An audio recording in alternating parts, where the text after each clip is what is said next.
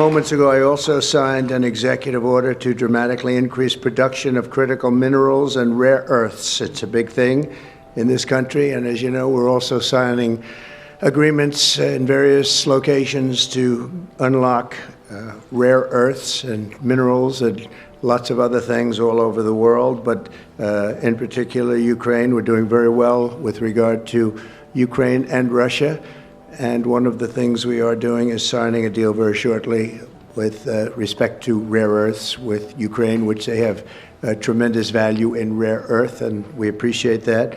And we spoke yesterday with, as you know, President Putin and President Zelensky, and we would love to see that come to an end, and I think we're doing pretty well in that regard. So hopefully we could save thousands of people a week from dying. That's what it's all about. They're dying.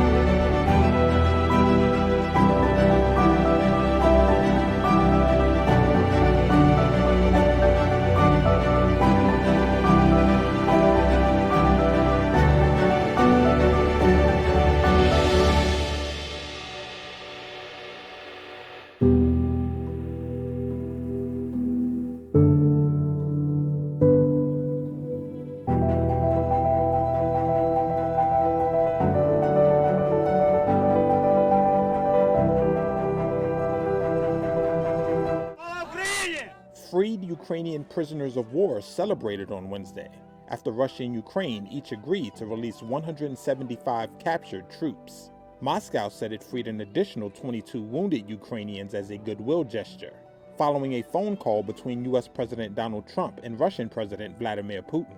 But just hours after that call, in which a deal was reached to pause attacks on energy infrastructure, both Russia and Ukraine accused each other of violating the new agreement. Moscow said Ukraine hit an oil depot in southern Russia, while Kyiv said Russia had struck hospitals and homes and knocked out power to some of its railways. This all came on the same day that Trump had a phone call with Ukrainian President Volodymyr Zelensky that Trump described as very good.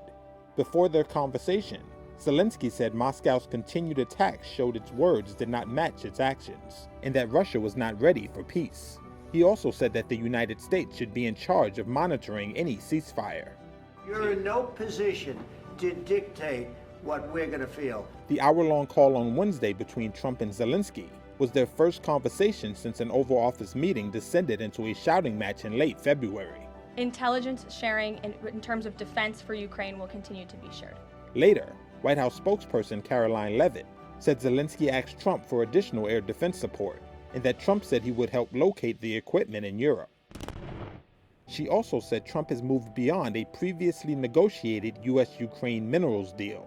We've moved beyond just the economic minerals deal framework, and we're looking at a lasting ceasefire. Right now we're at a partial ceasefire, but again, the president is sending his highly skilled, intelligent, and experienced team to Saudi Arabia later this week to continue fighting for peace in this conflict.